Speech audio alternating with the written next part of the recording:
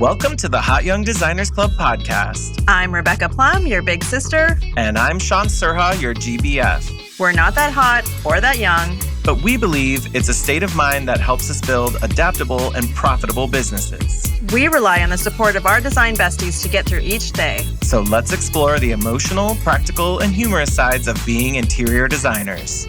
Welcome to the club. Hey, Shaun. What's up, Rebecca? I'm in my office at my home, which feels like a unique experience lately.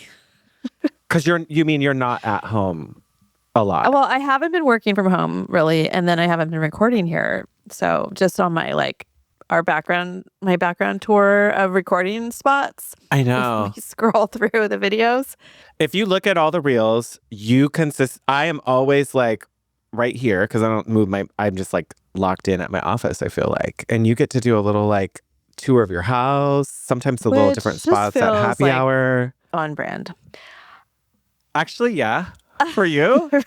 Well, yeah. So I can talk about this a little bit more, but I just got back from the design field retreat in Charleston, literally at midnight last night. And it was such a great week. So many aspects of it were amazing. But one thing that was a through line was talking about Enneagrams. And I haven't really spent a lot of time thinking of or working on my Enneagram or how my Enneagram affects me lately. And so Angie Wisdom is a mindset coach, and she did a lot of speaking in the last couple of days, but she sent us out a link to do I guess I've never taken the real test, You just did book assessments or the free ones that some websites have, but this one was through the actual institution of whatever. So it was pretty thorough. It took 35 minutes to take. Okay. So when I got the results, I was 21, it's a number system. So I was 21 was a 7, which is the enthusiast. And then 19, I was a 9, which is the peacemaker. And so I was starting to read about them a little bit. And I'm like, oh my God, maybe I'm actually a peacemaker, because sometimes you can be close and be the second one. And because this enthusiast stuff said a lot about being an extrovert and just big outgoing, wanting to be energetically out a lot, which does not feel like me these days, or really does not feel like me. I don't think that's ever, as long as I've known you, that's not been you. No.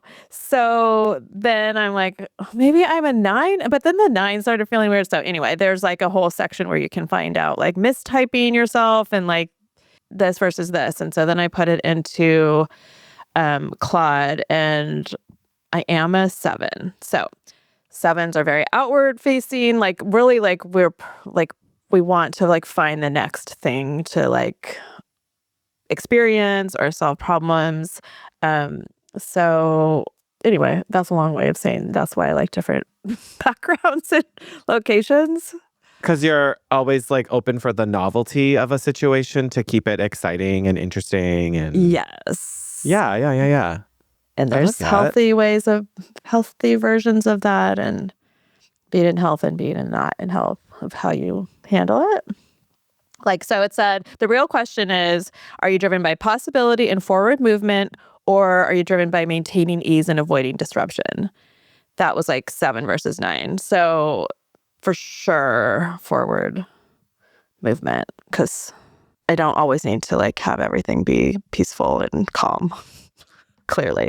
No, I would not say that is you are definitely excited by a deadline. I don't want it to be loud and obnoxious, but as far as the way that my life feels, it does not need to be keeping the peace. And talking to 9s this week, I'm oh yeah, no. Caitlin Fleming is a 9. She's so chill and still, smooth waters. She's thinking and doing a lot underneath it all, but she's just very calming. 9s are usually show up as more they could either be like laid back and chill energy, or it comes across as like, oh, well, they just don't know. Passive, Like or they're like, maybe they just can't decide. But reality is that they're like very honest. That's like my perception of the 9 is that they're, because they call it like the peacemaker is, it's like they're genuine people and they usually are authentically trying to do like the best for most people. And they're like steady and they want to be inclusive. Like a lot of like conflict. Yeah. Yeah. And then you as like the enthusiast is what it's called for 7s, right? Mm-hmm. So the enthusiast, it's not about you're not this. It's probably more just like people would stereotype it as like it looks organized or messy, or it's like kind of mixed up. But really that's because you're pulling so many ideas and everything, and they're just seeing the mess, but you're seeing the logic and the like pattern behind things that look as though they're very weird and out of order. You see the order as a more visionary person. Yeah, and I want a lot of options to bring the order together. So like it says you don't need to relate to the hyper parts. A lot of 7 descriptions lean into impulsive, chaotic, constantly on the go, which there's definitely parts of me that are that. But there's an immature 7 energy, which is scattered, or integrated energy, which is focused, intentional, but still forward moving. So yeah, it's about like trying to, whatever you are, like align in the healthy side of it. They can change I feel like a lot of these, even if I think about like strength finders when I was in my corporate career in banking, the same idea was like, hey, like it's never one. And like Enneagram has wings. Like, yes, you see overlap or there's this, and they can change over time as you're in different states of your life and certain aspects of things aren't as important anymore, or maybe certain skills are just not as utilized. So then your body and your mind find these other parts of yourself to activate. Like it's not one dimension. I think so. And just like whether you're like healthy and integrated or not. You're an 8, right? Yes. Yes. Like I think I knew that, but then I think I knew that. I am 100% the challenger. Like I'm like, but why and how does it work? And I think the word challenger for me is the part that I Feels identify with. No, I actually feel like that's the least. I also think though that's something you probably value in yourself, like depending on what you're challenging. I appreciate my internal skepticism. I appreciate that my mind will say, it's protective that's cool, too. but how does it work? But what is it? Why does it do that? Like I'm definitely but tell me why you're doing that. You're not going to be a sucker about it. Yeah, or when designers ask for advice, sometimes I'm like, okay, so but why are you asking this? Because I know it's not just like, oh, I want to talk about different software. There's like another problem, and my brain is always like, I think you're picking you might be at the wrong problem. Can we go back to like make sure we're solving the right thing? Like that's very challenger, but it's not the challenging piece. It's the like, once I understand how all your pieces work and fit together, then we can be skeptical about them and really figure out the real thing. But a lot of people don't like doing that. It's very vulnerable. Like we were talking about people with teams that you don't want a lot of challengers on your team. Like one can make a good leader, but like you don't want 2 that are going to be butting heads and not getting stuff done. I was thinking like if you had a lead designer, but you'd have a lot of helpers on your team.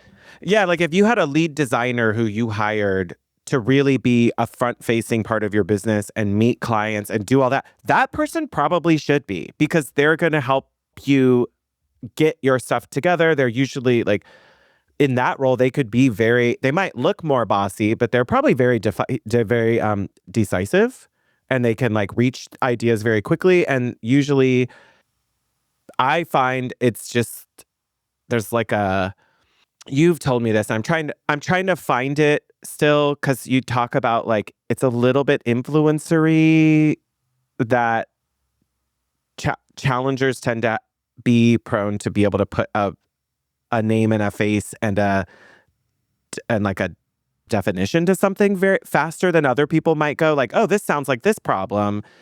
would be common for a challenger. Of like, it sounds like you're having this. And then because of their quickness to get to stuff, it's sometimes very off-putting to other people who are still trying to figure out all this stuff. But a challenger is usually like, I already did this. I already figured this out a little bit. Like, Well, let's skip questioners you do ahead. that. Yeah, like let's skip you ahead because I already did all that for you. And it's hard for people to process all that stuff that is like my mind's already done before. But also maybe you jump to conclusion. Oh my God. Because again, it's the Possibly decisiveness. you're not right, though.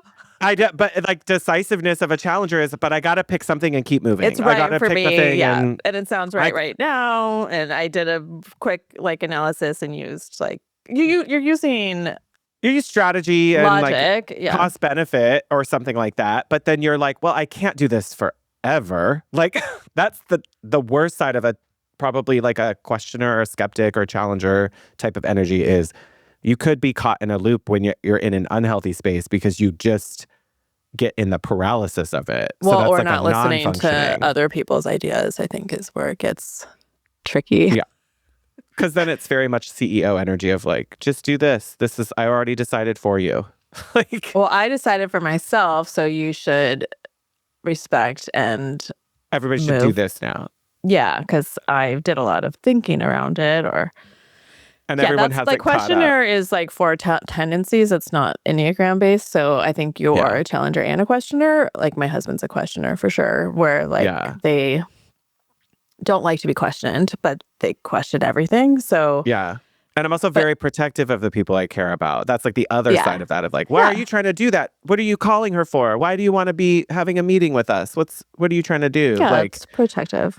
It's like, how can Not all negative. No, yeah. Yeah. It's like and I could see that in Terry too, even. Like he has to do that because he also feels the urge to like look out for himself and his people and his family. Yeah. You're not going to you don't get past him, kind of. No, and you're not. No one's going to pull the wool over your eyes. Yeah. Anyway, so that's why I love a different location every time. So anyway, how about you? You just got back from vacation too. Hawaii was lovely. Like just outside, hiking, the beach, all the things. All the things it's supposed to be. Like a little bit of touristiness, but like some hikes and some beach days, but like gentle hiking. Like 14, we were doing like 14 to 16,000 steps a day. We were like moving a lot, which felt really good. And when I got back, I had actually like dropped a few and I felt like not bloated and it healthy, was like your little poke bowls. Yeah, eating like fresh food and stuff. Yeah, makes a difference for sure. And I don't know if I'd say rested. Like, I know that for some people, they'll like go on vacation. They're like, oh, I had a whole day in bed. And I'm like, oh, that's never my energy. I can never just sit, but I'll relax. Like, I spent 5 hours hanging out on a beach and 2 hours just laying out, talking in the park. Oh, and well, that's relaxing. like, that's relaxing. But some people You will don't be have like, to be oh, in bed. Gotta catch up on sleep. I'm like, I'll get sleep wherever. But yeah, that seems wasteful sometimes. And there were also plenty of days where it was my phone locked up in the room safe and just use the GPS in the car and just be like, let's stop here. It looks pretty. Oh, we don't like this beach. Let's drive to another one. Oh, this one's better. Like that is probably the explorer, novelty, adventurousness. That's coming from like my Sagittarian side, probably more than some personality is like the adventurer, let's try something new or we'll figure it out when we get there. It's so fun for me to do that on vacation. But if you asked me to like do that in my regular, I'm not going to do that in my regular life. But I'll do that 100% on a vacation. That is you in vacation mode is being spontaneous. Yes. Where I'm almost opposite. Like vacation, you need a little bit of planning in order to get it. To maximize like my time and make sure I'm seeing the coolest place or staying in the cutest hotel. Or like the best coffee shop that you saw that was super, super cute or something. You don't want to miss it.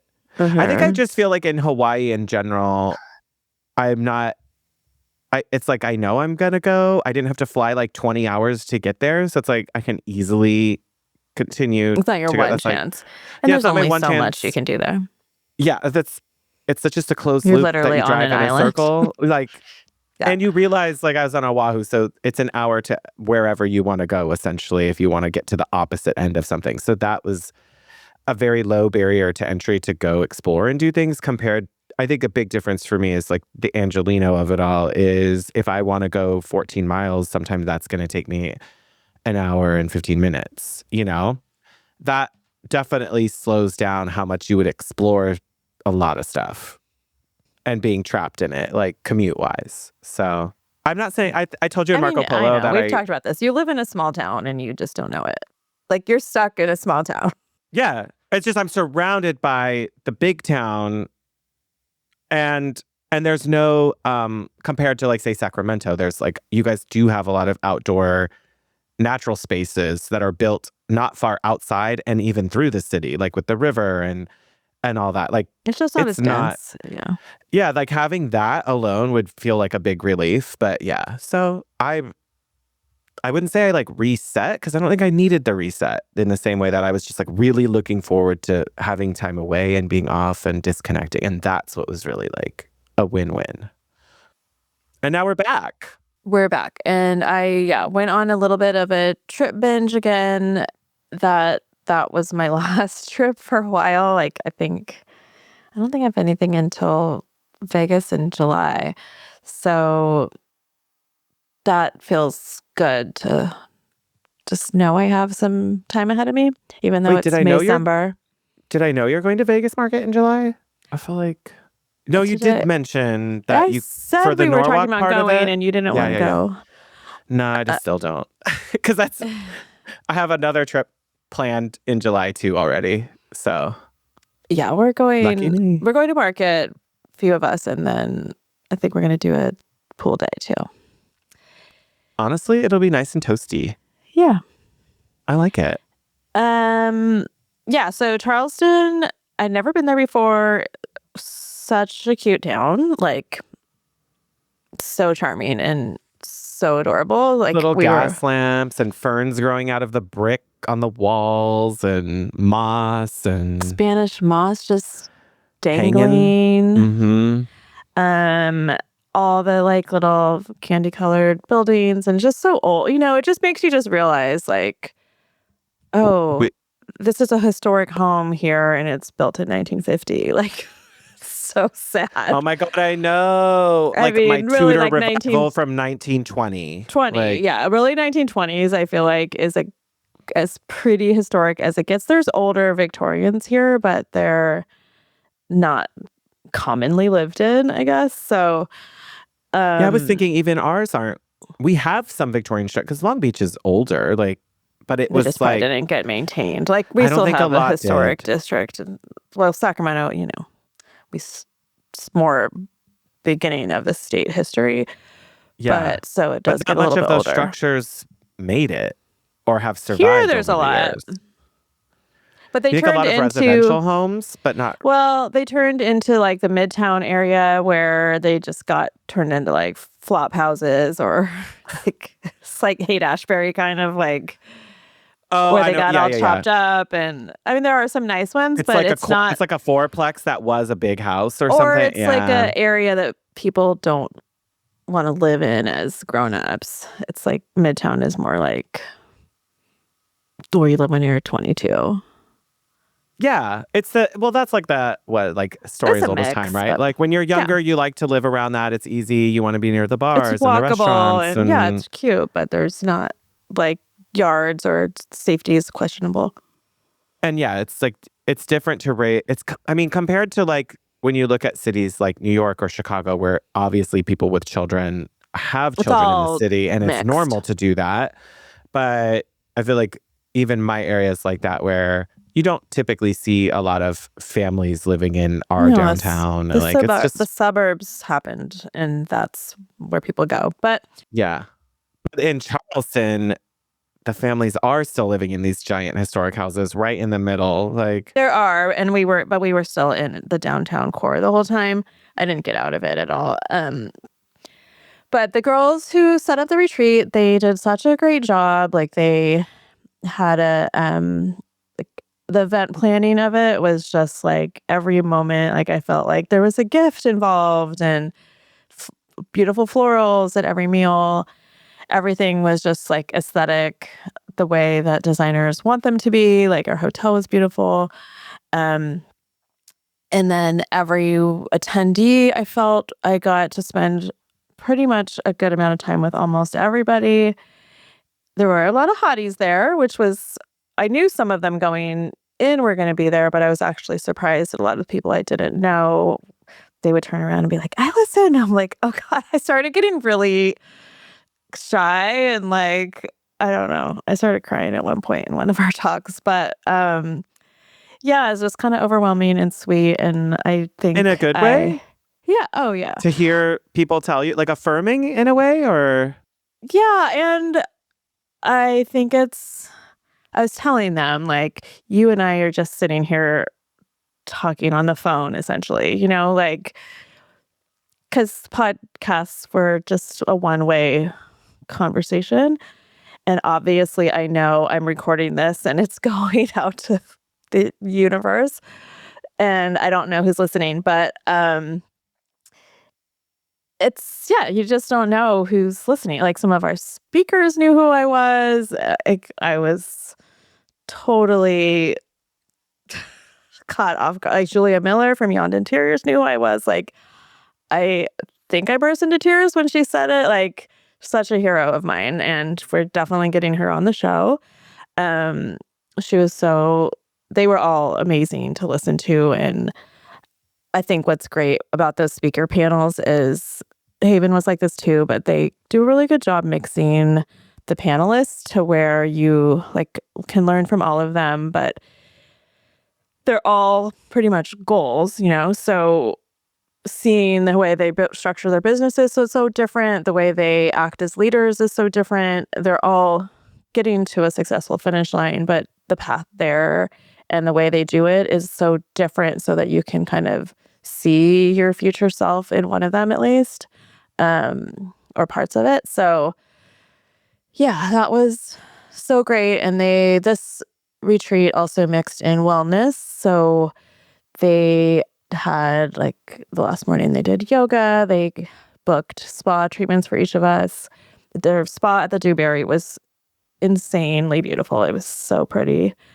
And Angie Wisdom, I was saying she did a few talks with us, but really setting intentions and talking about mindset a lot. And she convinced me to start a journaling practice. So that's happening. And Caitlin Fleming too is like, she has a lot of wellness attributes to the way she runs her business. So anyway, it was a lot, but there's so much I want to process with you right there. But like, and then we got to go to showroom, so we got to go out and about together a couple times. Like with Urban Electric is based there, so we got to tour their factory, which oh my god, beautiful, gorgeous, amazing, like everything about it, world class, like literally, yeah.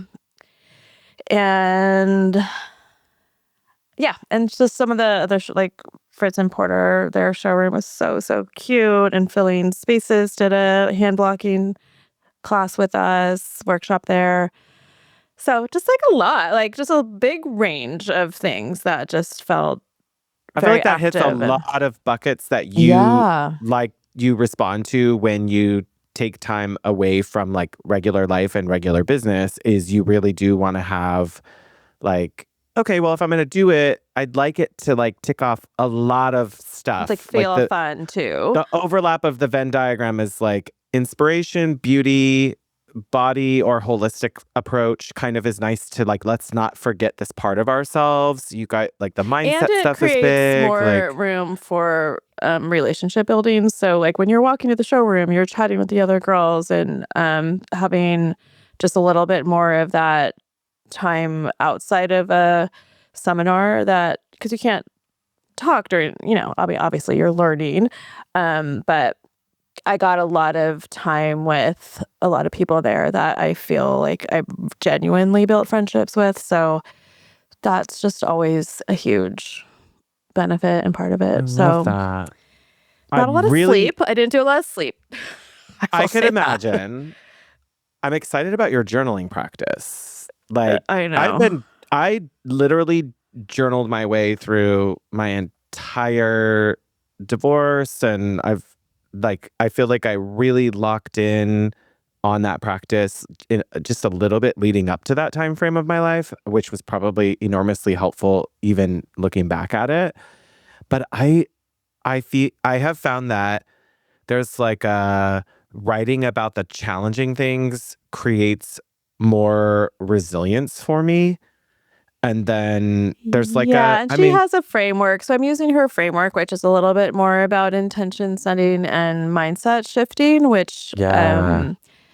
I am wanting to just see like incremental things, but it's still like doing what you're saying too.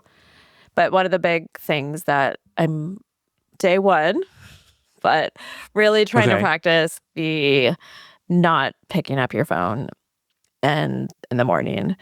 And she explained it in a way that actually like kind of clicked for me, that the second like you wake up in an alpha wave state from Mm-hmm. sleep, and the second you open your phone and take in information, it'll kick you into beta, and then you're in fight or flight kind of too, depending on what's in there. And you're instantly in your reactive state of the day.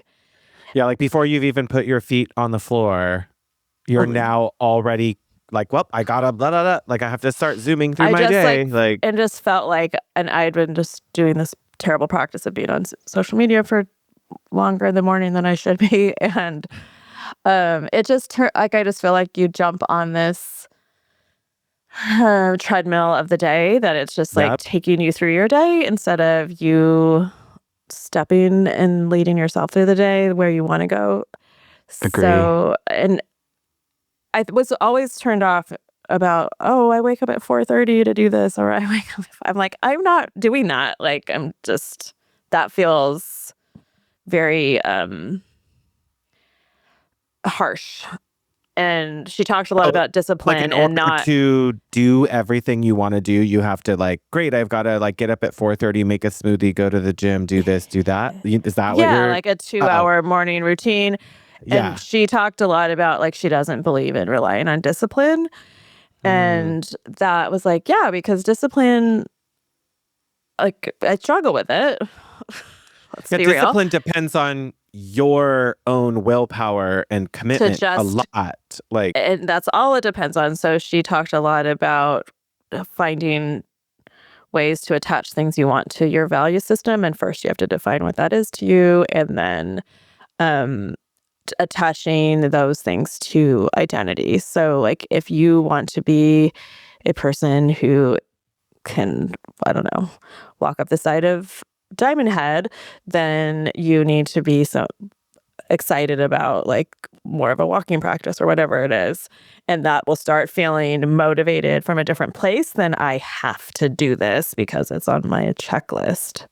so how the work practice of it all would be if like, I don't want to be, if your problem is like, I don't get to my communications fast enough. It's like, I want to be a person who can respond to people quickly. Who's true to my word, or Yeah. That also leads but to. that's also like, why though? Why do you want to be a person who Why do you communicates want to do it? quickly? Yeah, because Yeah, like, what's might be driving not that? actually connected to your values. But if you know that your value is being a good friend, then you're going to return your friends' calls or set time with them. And like, instead of it just being, oh, I got to call her back. It's that starting with that mindset of, I'm doing this because of the good thing that I want, instead of the bad thing I'm trying to like punish myself for, is kind of part of that. Like, I'm not building myself around the why.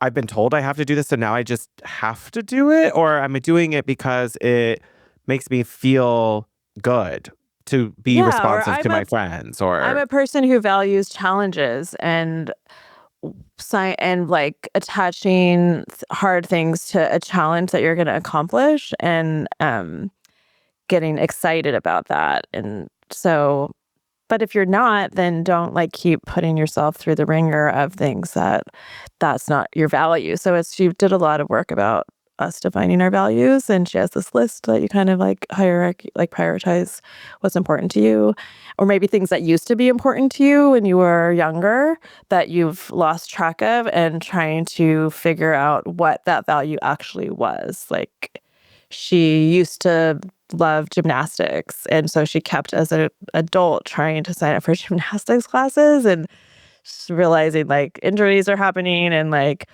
she shouldn't have actually been doing that probably. Oh. But then she realized she loved the challenge of it, or the competition of it, and finding other ways to bring that feeling into her life that was more helpful and made sense in her life now. So there's a lot of work, not hard work, but what you're talking about is the work of really taking space for yourself to explore what you're excited by, what you're not, what you're motivated what you've given by, up what you on, love. or what like life is kind of like stripped away for other reasons. And I was completely talking about this with Heather Knight Wilcock, who's been on the show in the past, Heather KW Styles. She's near us, but we were at the Swatched event that Orange County IDS chapter put on last night. We were there, but we were talking about this. Like my spirit of adventure and exploration was very quiet for a while because I had sold 2 homes to buy my last home, the Sur Hacienda. And then at that same time, like October, I was still like transitioning careers that same year. So that spirit of adventure was put into my home, designing it, starting this Brenstead Interiors, and then starting Hot Young Designers Club. But that spirit of adventure for me now is I'm looking to explore more of that and do that through travel, and not through let me have adventure in my business. Like that's not quite where I imagined me spending that energy. I love the creativity and doing things different, and it does challenge me. But for a long time, I was so busy with all these other things that I lost sight of.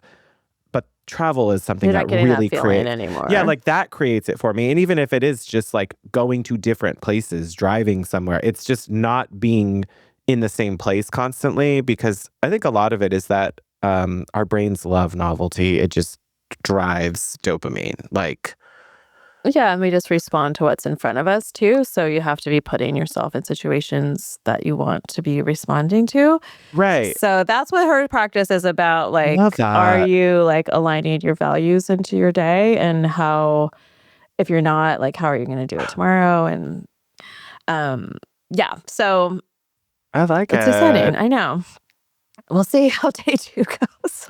I know. So far, not But you're great. also, there's no grade and there's no No, but you just want to like keep the momentum. Like I'm trying to figure out the best way to program my phone so it's pretty much bricked until 9 o'clock in the morning. Like it bricks at 9:30 until 9 a.m. And I have the brick device, but that feels like a willpower. Like I want it to just turn off. Like I just want my phone to turn off. App goes away. Like TikTok goes away. Oh, I see what you're saying. Is it just like, okay, this might just be like another level to it. Is there a world you would live in? 2 phones? Yeah. Is that like another problem we're solving that's not really a problem? My 2 phones would have TikTok on it. There's different things. There's email, or there's work stuff, and then there's distracting things that I need to just go to bed or read a book. Like social media is a problem, and I don't know. I'm not so like diving into work at night anymore. It's more of like if something comes at me, like and grabs your I'm attention. broken out of it. Like not even anything bad. Like you texted me this morning about a schedule change, and I was still trying to write in my journal. Like you didn't need a response that second, but that would have taken me out of it, you know? Yeah. Okay. I know what you mean. So it's not anything anyone else is doing that I need to like set boundaries. It's just like I need to not have my brain switch into beta. And you know that what like the learning too is that you're learning that you don't want to feel as responsive to that input anymore. Like, well, because my body reacts once you start paying attention. Like I felt like when you sent that text, I was like, oh, I got to check my calendar. And then like I just like popped into a mode. Yeah. And so you and I think this is interesting too, because you and I have both for months now, we've been talking about how like I turned off like unknown callers just go straight to voicemail now. Like I don't even see their calls come in. It just immediately forwards them to voicemail if it's someone who's not in my contacts, which could it burn you a little bit if you missed a call here or there? Maybe, but like I don't know. I'm still in the school of thought of like being immediately accessible is the problem. Like y'all, it's the phones. The phones are making it's all the access and the notifications and the immediacy that everybody thinks they need. And for me, what I've experienced is that like everybody has a different level of responsiveness to that. Like some people are just like, oh, I only look at my phone once a day for like nothing. I just see if anybody called me and they're not expecting anyone. And then we are sort of expecting that. So it creates that like, well, should I anticipate and start looking at it and checking it more often? And that's like a weird feedback loop to get into. So I think I'm we're pretty both good at ignoring things during the day, but I'm ignoring them because I'm actively doing something else. So it's not like I'm in chill meditation mode. Like I'm in a or mode. procrastination mode where you're just like spinning in circles and it's not happening. Like no, sometimes like I get like that, but I'm trying to make space for my brain to not be tasking and to be like dreaming and manifesting and thinking bigger picture. So during the day, like once the switch is flipped, like I'm just actively doing stuff, but like I can turn off some things, but there's still other things. It's because there's other things on. Does that make sense? yes, completely. So I can turn off email just if I want to like lock into drawing, but it's not like I'm working on manifestation or doing meditation. Like I'm doing work. So You're doing you're not saying like instead of doing work, I'm going to be sitting on a beach right now or something. I'm going to go take a leisurely walk during the middle of the day. Like I'm not doing that. But you could. Oh, I could. But I think I have a better chance at getting it done if I stay on, if I keep the engine off until a time. That makes sense? Yes. So I never start the engine. Like in the engine, like the keys are like the not car's available. not warming up in the driveway, so there's no urgency for you to get out of the house. So yeah, so I stay in that mode of like not activated. It's how I think of it. I know you've been taking walks more. I've been doing that as a balance to like help. Honestly, after leaving my vacation too, this whole week of just I get up and get some sun, get some vitamin D generating in my system and like walk outside and move first thing in the morning. Some mornings I could only do 10 or 15 minutes. Other mornings I did like 25, 30. So it just depends on how much time. One of the things that both Julia Miller and Caitlin Fleming, that is a big part of their practice. And they don't, and I think they're not really checking their phones too. So it's part of that time still of the quiet morning. And they both require a 1 hour walk in silence before they start their day. And they say that's how they get their best thinking and work done. And it's like sacred. I could definitely work up to an hour because I can't start. That's like back to like I have to be in the unactivated mode. That has to be first thing in the morning. Yeah. It has to be before you've been responsible to anything, which is then when you end up with people who are like, I'm up at 4:30 because my walk is sacred or because that. But that also supposedly that's when you'll want to, because like once it feels sacred and necessary, then you'll do whatever it takes, which might be waking up earlier. I can see where I would do it because even if I had a 9 a.m. meeting, if that meant I know I'm like, okay, I want to give myself at least an hour at the office before the meeting, then I would be like, okay, I'm getting up at 6. Like, let's do it. I mean, I'm a sleeper inner. For me, I I feel like know. me getting up at 7 is like a late one for most people. I'm also a Julia childless wakes up at man, 7 though, so so that is like I don't know. I like hearing stories of successful people doing things that aren't the 4 a.m. I've gotten more done. I've gotten more done before 8 a.m. than and you and I are not we're not or I only need like 4 hours followers. sleep. Like Martha Stewart only needs 3 hours of sleep a night. Like, okay, that's amazing for her, but But that's just not true for me. neither you or me want to be subscribers to the like hustle community or the like my day is so disciplined every 20 minutes is like I just find that kills creativity. And it's just not going to happen, probably. At least now, like maybe if that, like again, back to the because I want to. You might want to do that.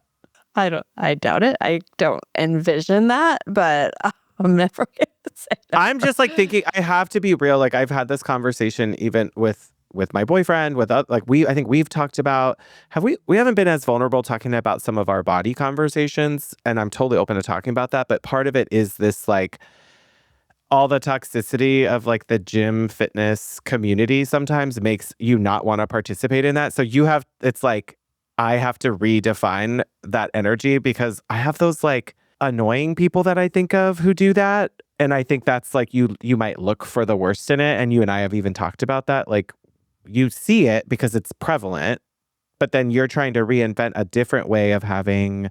And is that a limiting belief of why you can't go to a gym and not every bro is sweating all over everything? Maybe there's a better time to go that's not as prevalent or. I mean, men are gross in almost every setting they're in anywhere in the world. So like, number one, that's for sure too. Like gyms are gross, but also like. And why are we attracted to them? This is why I tell you this is not a choice. Like when people are, with that whole this is a choice thing, Right. like babies, you don't think that it would be better for me to be around an immaculately cared for woman? Let's be real.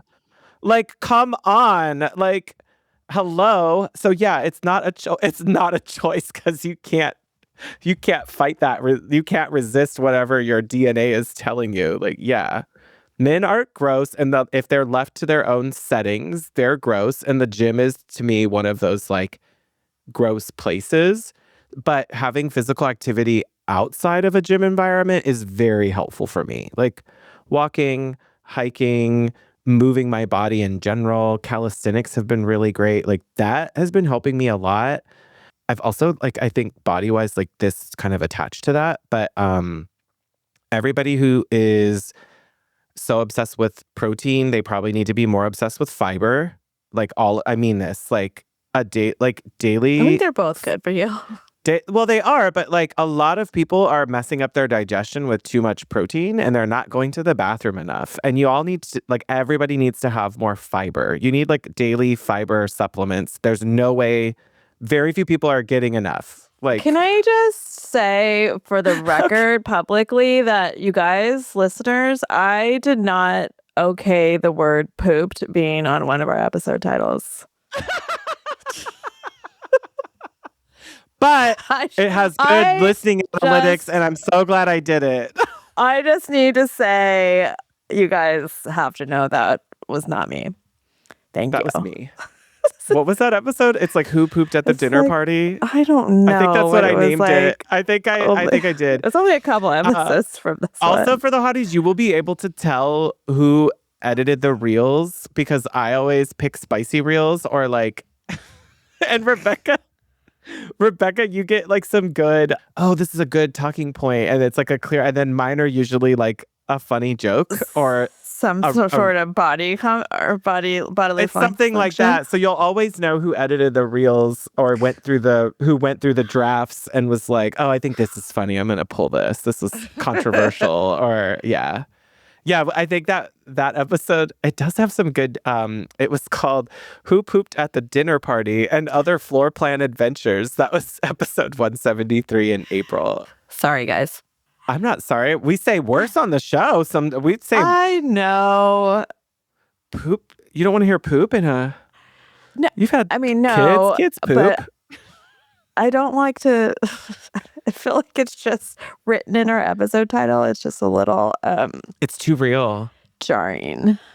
I did get some feedback too from the retreat that when we have reheated episodes, that they want to see the name reheated in the episode titles. So We already did it now. shout out Elizabeth. Check. She noticed actually this morning. She texted me, "Thank you for wanting reheated in the episode title." So Which goes to show we actually are listening to you guys. yeah, instant feedback. We love that. So yes, if you have feedback, take me to dinner. We and Sarah, our assistant, are the only ones getting all this done every time. So yeah, thank So you. if it's something easy like changing the title name, maybe I could change the episode 173 name. You could. I'd be curious. I'm gonna watch the analytics and see what happens.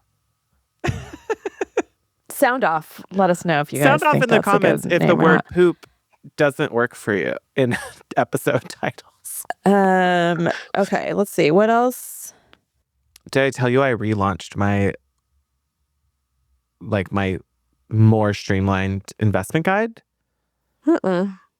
Like I don't know, I had been bouncing around a little bit, like just getting it finally cut down, and I put it in one of our group chats that you and I have when I finished it. Oh, you did? Was it when I And was gone? oh my God, yeah, I think this was like on Tuesday, so I could bump the link for you. But the school of thought that, I don't know how much we've talked about this, but it just keeps going back to, it's all very important, but most people are not going to read anything.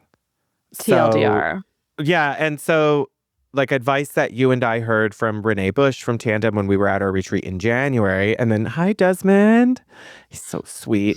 I love seeing him pop up in the camera. So the big buddy. things that stood out to me were like repetition in a not direct word for word way, but like repeating the idea of what you're doing, what you're creating, and who your client is, and writing it to that person. And so I truly, Like, what do they want to be hearing and getting answers for?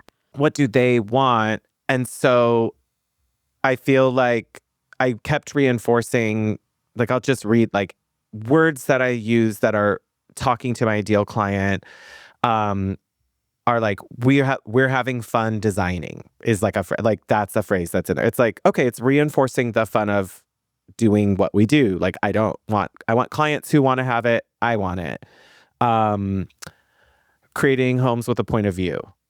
Like instead of, it's like what Renee said was, tell people what the positive thing is, what you're trying to do. Instead of always saying, we don't do white kitchens. It's leading with, we want to create colorful and unique spaces, or we want to create, like you lead with what you're trying to do, not with, hey, we're not doing this, because people don't want to hear negativity. Yeah, I did hear somebody say that exact thing though, in the opposite way, but like for social media. So I do think like it could be an engaging hook. This was a photographer saying that she made a statement of, I think it was a social media post of she does no longer shoots white kitchens, which is kind of like a bold statement, but for social, it's different. Yes. Social, you're trying to like hook people, and then investment guide, you're hopefully already talking to your people, or And you getting only them want to make a choice. Yeah. So it leads with more thoughts about thoughtful. It's like other words or phrases. Thoughtful without being precious. Other ones are part of what I hadn't really spent time talking about before was the full like breadth of that experience window of like, I did this long banking career but never really connecting like where was the artistic side. So my about section has more space now to talk about more about the shift and the change in that career of, I'd separated my artistic side. I knew I wanted to lead a more fulfilling and adventurous and creative life. Like it was more of but why? Like what created banker to bohemian? And that was another thing of like, if this is important to the work you're doing of okay, great, banker experience is valuable. That is good.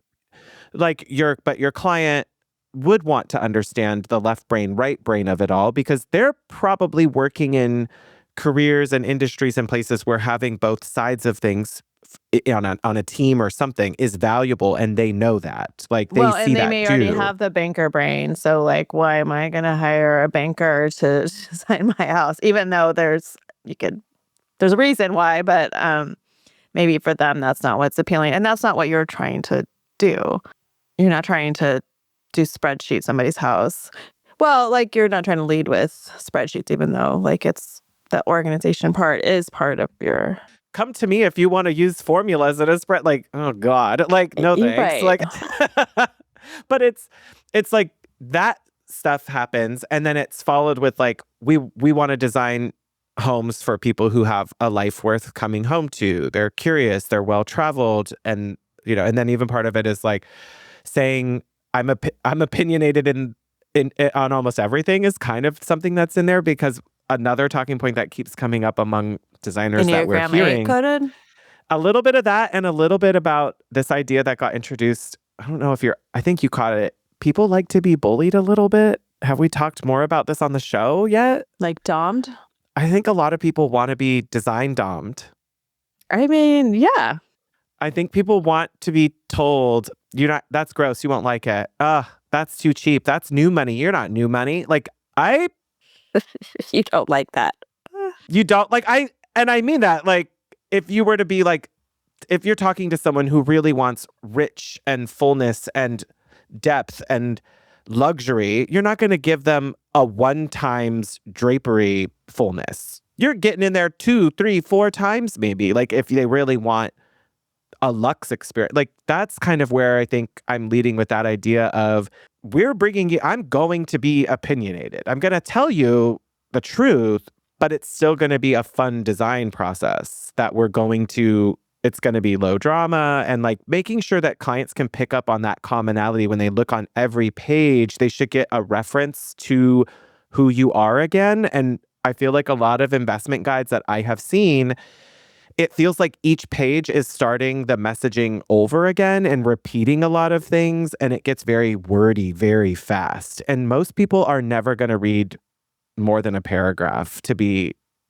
frank. Yeah. So I just tried to cut all of that. Something they've seen before, or just like you need to like cut through the noise if they're reading multiple people's investment guides. Like, what makes you different? Yeah, because they're going to see a service page from someone else too, right? Like, what's your service? I think designers get caught in a self-talk of, oh, I don't know what makes me different. We're all the same. We all do the same thing. And when you're around a lot of designers, like that's why, like, again, like go to market, go to events, get out there and talk to other people and get more design community, because it's crazy how different we are. Like, it's massive. I mean, yes, our design, like fingerprints that we put on all of our work are totally unique and different. How we get there is so unique and different. That's going to be attractive to a different, and like clients have their own combo of a million different things that makes them unique and different. And so then how they interact together is you and them is a whole nother combination. So you can come at it in so many ways. So don't compare, but understand, I guess, and like find the ways that feel right. And sometimes you have to experiment. And I've done a lot of experimenting, but when it's right, you're like, oh, okay, there's less friction with this and I can move on.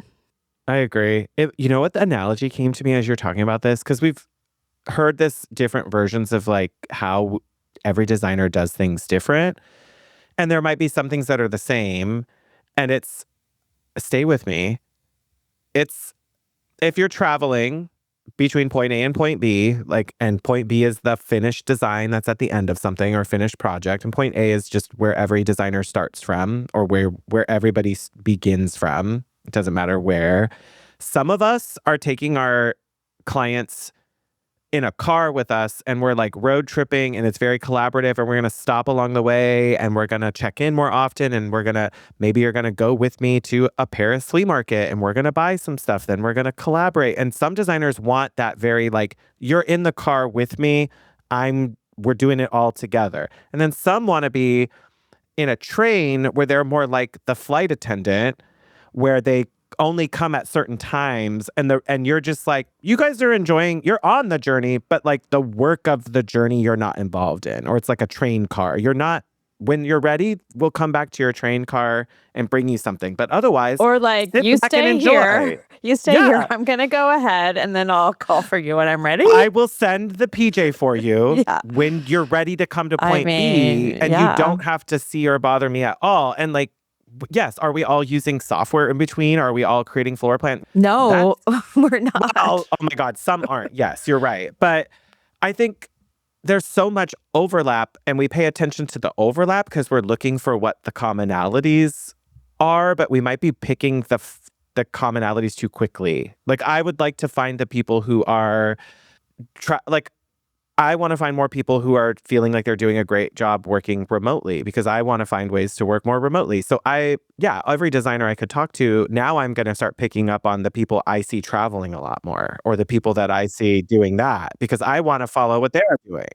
Something I wanted to bring up, a couple of the panelists, Julia and Caitlin specifically, said that they find it easier to do out-of-state projects because like they have strong processes for doing them, and it creates they're less being called to come on. They have less site visits, basically. So like they may only have 4 check-ins, so they don't have to come with a contractor calling, hey, can you run down here and look at this? Like, that's not happening. Like, it's like packaged into milestones that they come, they're focused, everyone's making decisions at the same time, and then they're out. And so it's, I guess, more of a controlled environment, which totally makes sense.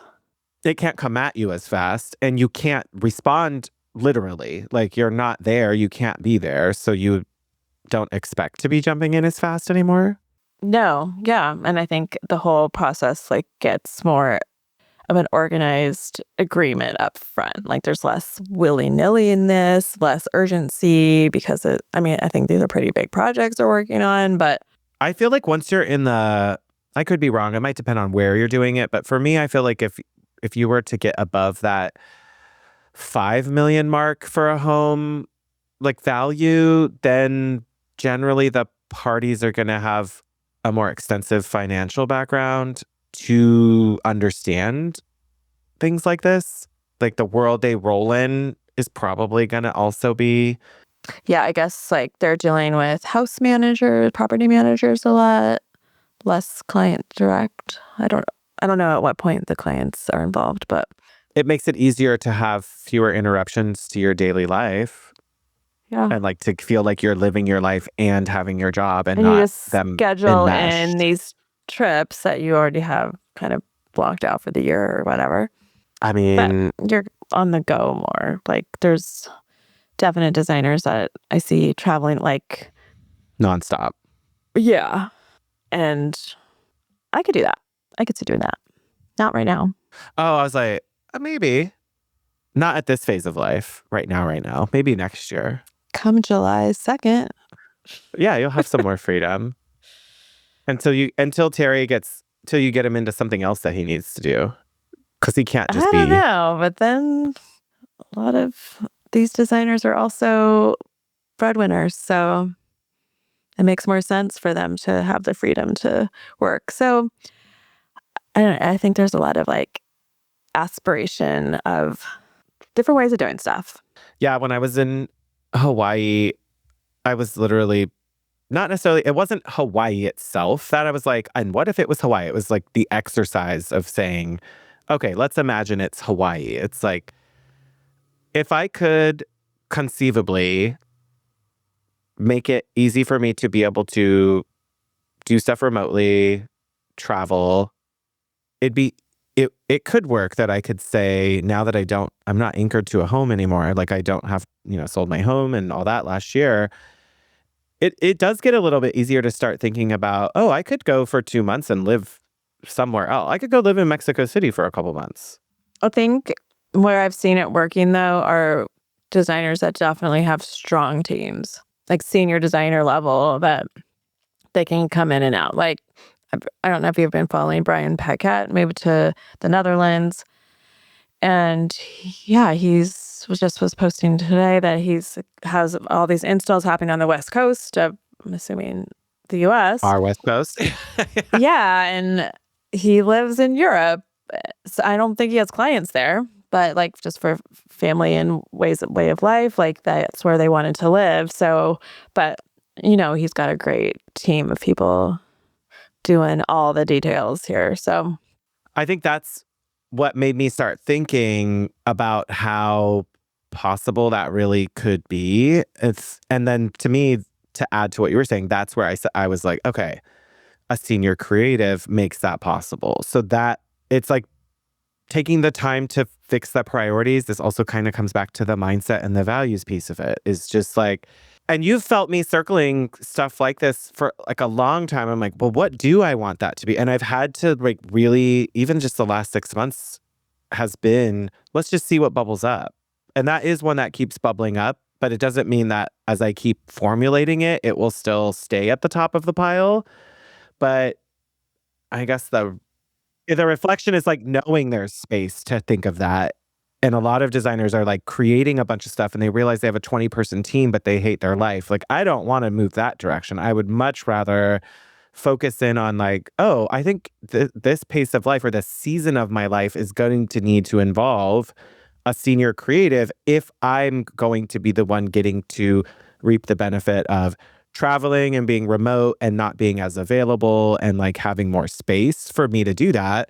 It's less about getting away from the work as much as it is creating a way for the work to continue even with me being remote or at different time zones or I think that's whatever. like the big key of it is something that I'm really thinking about is to get some of these freedoms, you just need more help. So I think we're free because we don't have anyone relying on us and we're like focused on that part of it. But but that's not true because we have a gazillion clients, contractors, vendors of all sorts. Depending on us. Yeah. For like these bullshit little, what was the number of this? Like, what's the grout color? What's the grout color? Like, God, this is why dang, Luann Nigara has always said, if you have a business and it's just you don't have a business, you have a you. Because everything is you. And so until you're not the center of the universe anymore for your business, there's no way to free yourself from it. And it is definitely like I just think the big struggle is the like limiting beliefs or the things that we've, past traumas of things or whatever it is. Anytime I hear almost constantly, even in our hottie hangouts, it's the same thing. A lot of it is the mindset side. It's the emotional side. It's the like personal identity side. That everyone who's focused on like, I just got to get a process or I just got to get the right system or this or that. It's a lot of times it's not, this is my Enneagram coming out again. I don't think most people's problem is the system or the app or the thing or the process or the SOP. I don't think they've had enough or spent the time yet enough in their headspace yet. So then they're like, they have this dissonance where it's like, I think this is the solution I'm already inventing, but your problem hasn't been identified yet. Like the real problem. Or I'm just scared and I'm just like staying small because I'm scared. But then it's like unpacking the what are you scared of? Then what? Then what? Then what? And can you solve for each of those steps? Because when you break them down, they're each like one small step. Yes. And you build on them most likely. So yeah, I do, again, think it's so helpful to see leaders in places that you want to be and rewriting it for yourself. Like, again, like Julia Miller, such an inspo to me. She has very strong senior designers and her team leads a lot of the work, but she is in all of the creative and she drives concept. And she is motivated by the creativity of her work. And if the job's not going to be to her creative needs, then she's not going to take it. But also her team won't want it either. So seeing people because then you see other leaders that are like, yeah. Like, oh so yeah, I have the team does who everything. will do this. I have the team that does everything, and I like pop into the presentation, and that works for them. Like, and they want to be like more on the business side and spending a lot of more creative energy in like creative business solutions, which is still like a creative thing. It's just different. So you need to like find the like framework. Like, again, we can design this any way that works for us. So that was really just like inspiring and motivating to realize like, okay, there's no limits. I can still like have my hands in a lot of the creativity without being the one to track down every single fabric and how much it costs, like every single thing. So I think there's like a level of like, I'm trying to get the right words, but there's like a level of uncompromising behaviors where if you are not willing to compromise anything, then you are not going to have any change. Like it's just, I feel like, except that you're choosing it is like a big part of it. Like just accept, like say like, hey, I'm choosing to stay small and be scared and not make enough money and work too much. That you guys can't see me pointing like at the screen, like that part, which is yes, like if you're going to have a challenging situation, but then always keep picking the thing that keeps you that way, then the hard part you're not saying out loud is I'm choosing this pain or I'm choosing this frustration or I'm choosing this annoyance over and over again. And it's really hard for people to say out loud, I'm picking this over this. Because what they're not saying out loud is that second part, which is I'm choosing to be really overwhelmed and frustrated because I'm too scared to hire someone.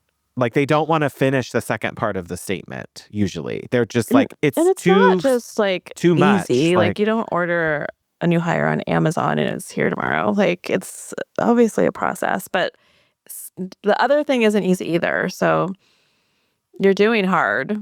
You might have to do extra hard for a little bit, but I think because we've been talking about it among each other, and then other designers have joined the conversation, and then in our hottie hangout that we had on with our Patreon members and our loyal hotties today, that like employment was another conversation that came up. And I feel like in the zeitgeist of it all, there are a lot of overwhelmed designers. There are a ton of us. So you're not alone, but no one's coming to save you is kind of the like, yes, you can find commonality with other designers also sharing this.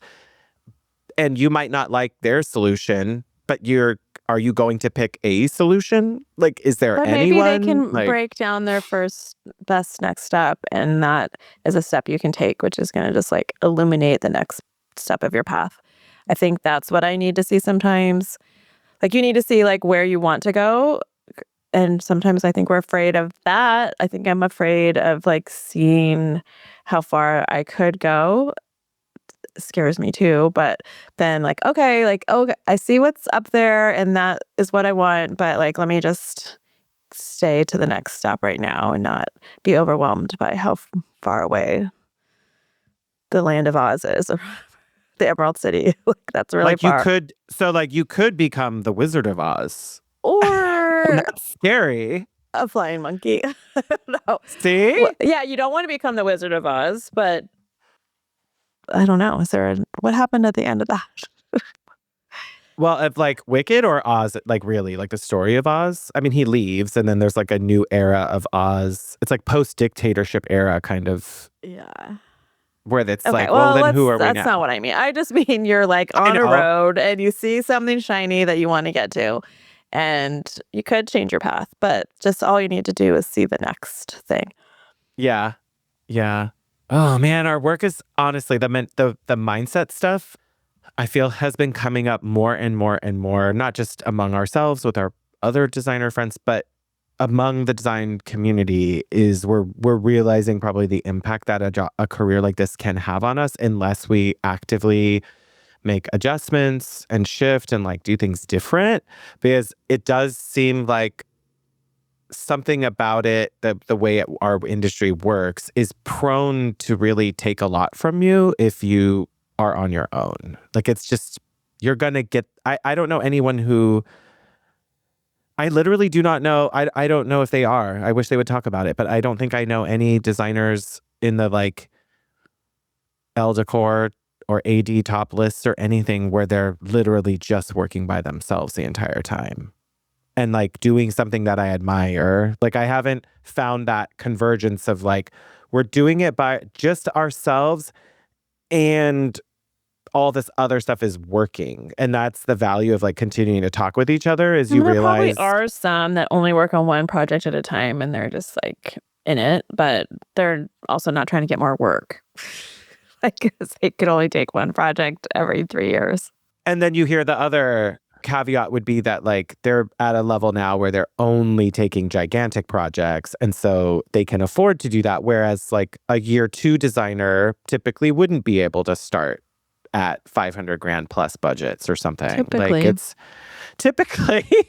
So I think that's like where we can't compare ourselves to that other path and other journey. And that's something that's said all the time is like wherever you are on your path to Oz isn't where like someone else was. Like we're all taking different roads. No, but get out of that scary forest and like, oh my God, at least get to the poppy fields where you can take a nap. Like a little drugged nap. Everybody wants a little drugged up nap time in the land of Oz.